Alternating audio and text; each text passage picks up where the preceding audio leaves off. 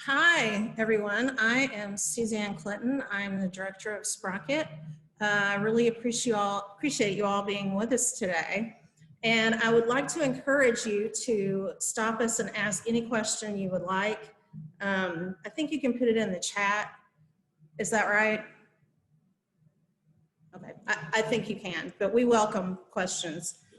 A little bit about myself. I am a nonprofit administrator. I've worked at just about every nonprofit organization you can think of in Paducah.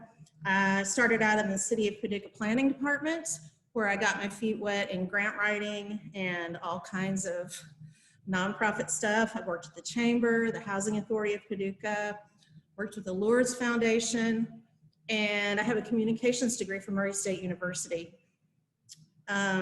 So I have been with Sprocket since, actually I started freelancing when the Innovation Hub grant was written, and I worked on that. And that's kind of how I got involved. In 17. In late 2018, I started full-time for Sprocket, and I've been doing that ever since.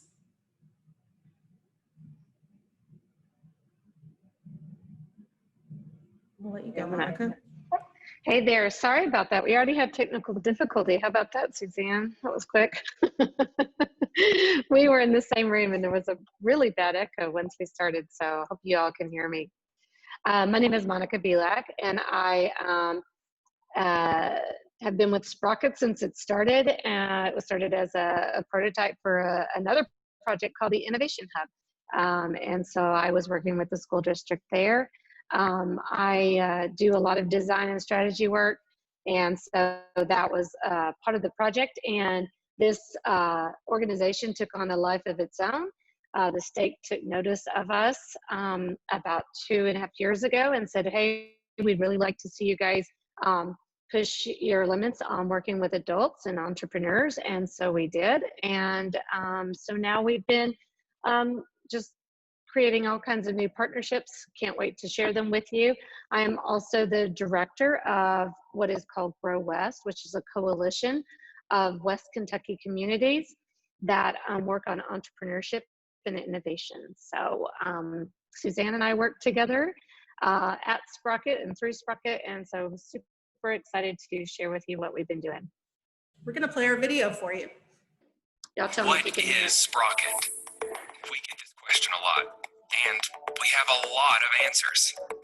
We like to describe ourselves as a catalyst that connects tech-based entrepreneurs to innovation, talent, customers, and capital. Why do we do this? Because a tech-focused economy is a self-sustaining ecosystem, one that creates jobs, businesses, and investment opportunities. Industries like healthcare, education, agriculture, and transportation depend on innovation to solve their biggest problems, but are often too large to be agile.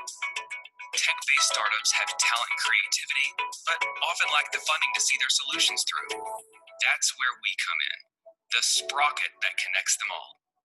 Right now, we're developing a seed fund that gives tech startups alternative access to capital. Sprocket's planned expansion will provide co-working, meeting, training, and event space. Our startup competitions will relocate businesses to our area. We're growing a tech-based workforce by training adults and youth to code. Because we're rural, we're connecting a technology corridor that stretches across Western Kentucky. It's this and more that makes Sprocket a completely unique force for collaborative innovation, one that aims to foster the growth of startups, attract venture investment, and create jobs right here in Paducah in the West Kentucky region.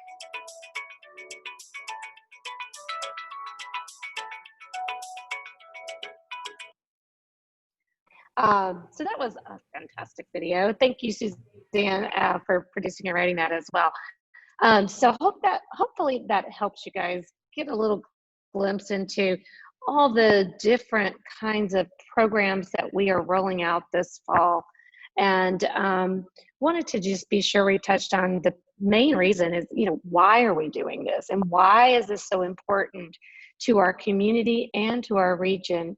And it's really, really basic. And unfortunately, I think the pandemic really brought that to light this year when we realized how we are connected digitally, and that it is almost a necessity for education, for even healthcare now, for food delivery, for all kinds of even mental health communication, being able to do these Zoom meetings and connect. So that digital economy is a big change in this century, and we actually have to get in line with that, and really develop talent and develop businesses that employ people with those digital skills so that we can thrive. So a big part of what we're doing has to do with really connecting us to the digital economy.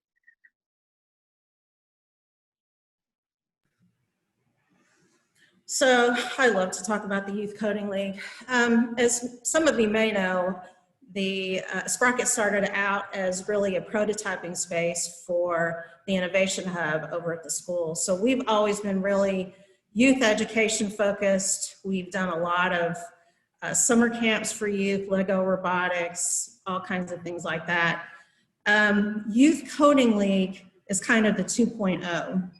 I'd also like to mention the Lemonade Academy we did last summer, the summer before last, which was hugely popular. It was sort of a take on youth entrepreneurship that we actually did in partnership with our friends at the library, where we took a group of students and sort of trained them up in investing in their lemonade stand, setting up their lemonade stand, building their lemonade stand, finding an investor, which normally was their parents. And then we had a Lemonade Saturday where they actually set up their stands in conjunction in partnership with a local business so they could get a lot of foot traffic and have that experience of selling their lemonade and making money.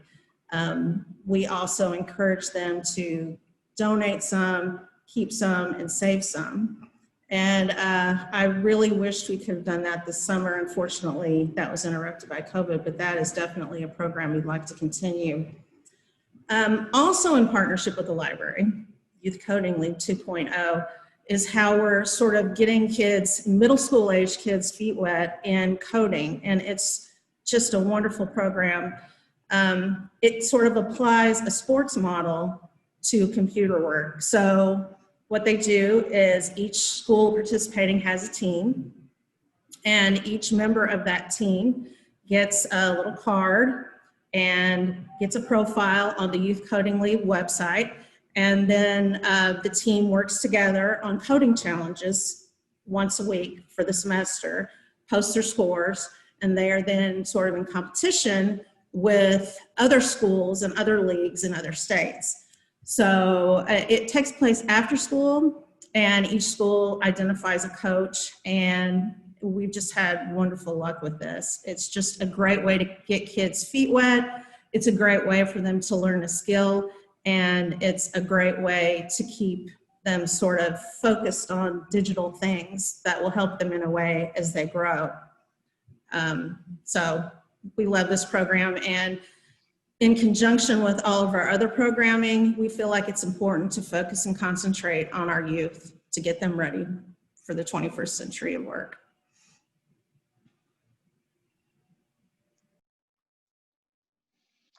So another thing we'll be doing is adult coding classes. So as we roll through into the new year, starting in January, we will offer 20 weeks programming, and it'll be 2 nights a week at the Innovation Hub here in Paducah. There will also be coding courses in Madisonville and in Hopkinsville, thanks to a really wonderful Delta Regional Authority grant we just received. So there's going to be a lot of access to these. These are free courses.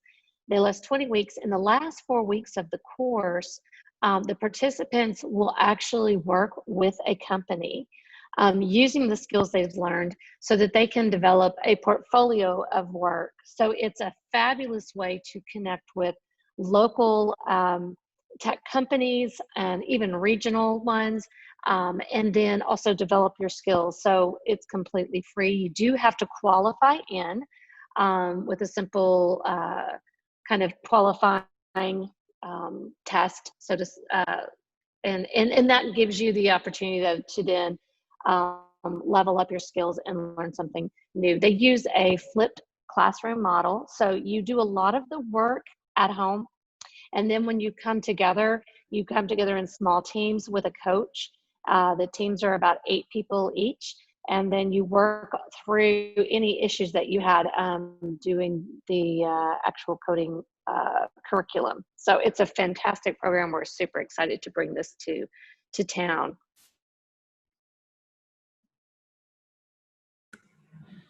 Another facet of us building up the digital economy is networking events. Many of you might be familiar with our Tech on Tap.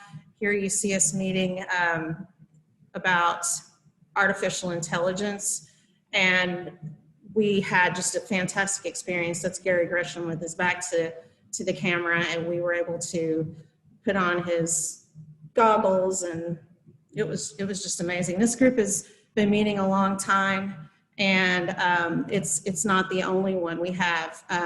We'll be talking a little bit more about our upcoming events this next month, actually. But we're also hosting something called Fireside Chats every other month, actually. That is with our partners at Codify. We are partnering with them to bring many of the programs we're bringing to Paducah. Fireside Chats are just informal conversations about tech, what's going on in the tech industry, getting people interested in starting up tech businesses. We'll also have every other month, we'll have Tech Talks. And that is going to be a little more like Tech on Tap, but a little more techy, if you will. It's going to be really for the tech heads to talk about what's new and what they've learned and kind of to share experience and information. We'll also be doing entrepreneur roundtables, and I will talk more about that in one of the future slides.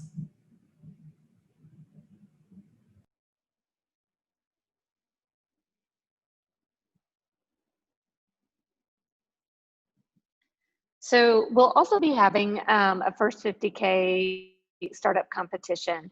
And these are really exciting. This starts in May, and it is an international competition. Through this, we will bring in 2 to 4, hopefully 4, but at least 2 companies to Paducah who are mid-stage tech companies that have already kind of started developing their customer base, that are looking for a place to be mentored, to grow their business. And so that will happen with the help of our partners, Codify. This is just a picture of the event they had this year through their nonprofit Marquette Tech District. So you'll see that little logo in the back. So this is exciting because it's tried and true. They've been doing this now for they're in their 5th year, and so we're excited to have them. They will also be the mentors of the businesses that will each receive $50,000 award. With that, they have to achieve milestones, and then that kind of paves the way. They also have to move here for 1 year, and we hope that we give them a lot of reasons to stay and grow their business in Paducah. To fund things like the first 50K and other companies that we hope to create here, we are starting a Jumpstart seed program for startup competitions and for future company creation. So this is just a way to, if you've ever heard of venture funding or venture investment, this is where we can actually set up funds that are either equity investments or non-equity investments, meaning you can just donate as a charitable cause, like to the first 50K, just to get companies here and have that event, or to actually have some kind of investment in a company where you actually have some kind of equity share in it. So we're excited to start this. We are just now putting together our process, our teams, and our framework for that. So that should be getting released fairly soon as well. And another really cool project that came out of a grant we wrote some months ago is this. It's called the Business Innovation Cultivator, and it's for the river counties. So it's going to be in McCracken, Livingston, Ballard, Hickman, Fulton, and Carlisle counties. So what we'll be doing there is connecting people with great ideas. It can be in agriculture, but it can be in any industry in those river counties. And so we want to connect them with software developers that can help create, test out that idea and really create a product with it. So we're really excited to do this because we'll be bringing this grant funds the teams to come, the technology teams to come and actually work with people who have either problems they've been wanting to solve that scale throughout an industry or ideas that they think could really become a true product. This is just one example of a product that was created out of a similar project in Missouri. This is called the Pump Tracker, and it's an irrigation tracker for farm management. So if you do know someone who is kind of whittling on an idea or in that stage of prototyping something, please do reach out and let us know. I alluded to the Entrepreneur Roundtable earlier. This will be our first such event, and it will be hosted at the Commerce Center.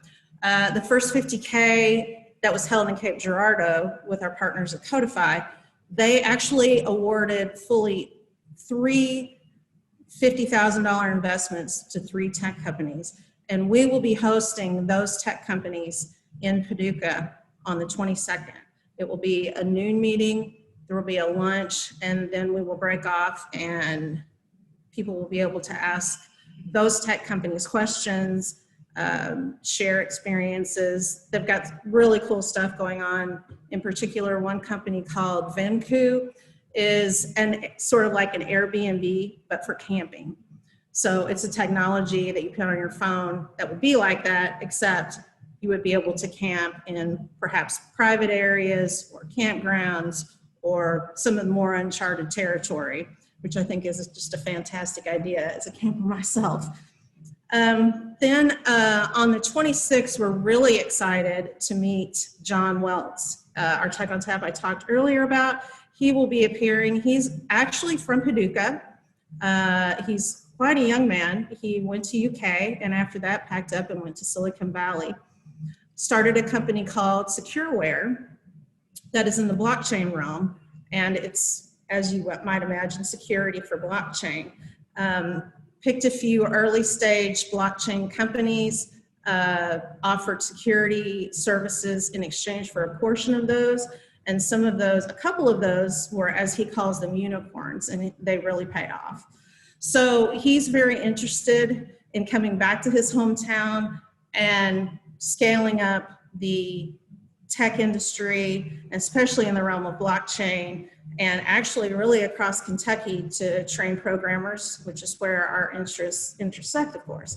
So would really encourage and invite you or anyone you know that's interested in this technology to join us on the 26th. It will be an online event, and John is a very interesting person. So I think you really enjoy hearing about what he's done, what he would like to do, and all about blockchain. You know, Suzanne, it looks like he has a little sprocket behind his head there on that logo. Of course he does. It's all about Sprocket.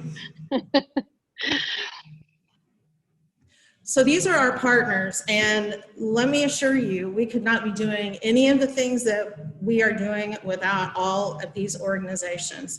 City of Paducah, McCracken County Public Library, McCracken County Fiscal Court are helping fund the programming that we're presenting with Codify. They've been with us all the way. The library is the most amazing partner you could ever imagine. They were early funders of Youth Code League and are doing wonderful things in the tech area. And there are many places in the road where our interests intersect as well. So we're happy to work with Susan Beyer and the whole team at the library. They're a real pleasure. I think Monica mentioned earlier the GroWest Coalition, which is actually funded by Kentucky Innovation through the state that you see over there on the right. We are receiving funding along with Madisonville and Murray and Paducah. So we kind of constitute the entrepreneurial tech-based development effort here in the west end of the state.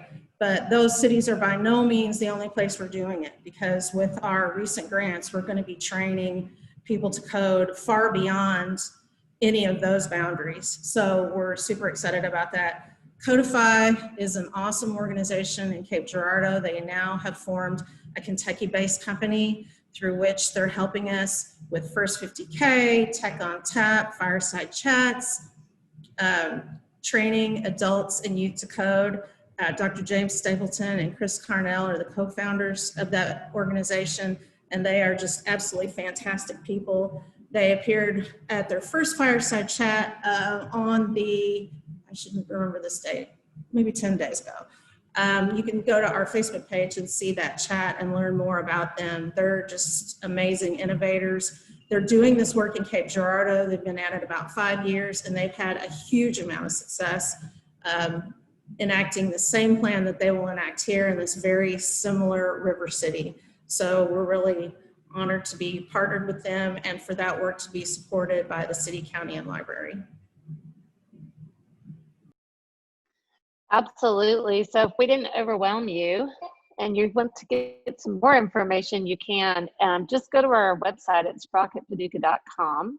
We also have a newsletter that goes out weekly, and Suzanne does an amazing job of just giving you the highlights of what's going on right now and what do you need to know. We've got a lot of things rolling out, a lot of great opportunities for youth and adults.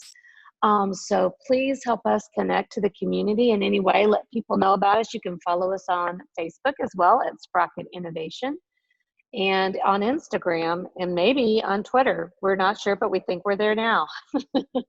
Suzanne probably knows if we are or not. We're totally there. Has anybody got a question for us? Okay, I'm going to pop out of sharing so we can see each other. Well, please do sign up for our newsletter. It does go out every week, and it's the best way to keep up to date on everything that we're doing. If you think of something later, feel free to reach out to us.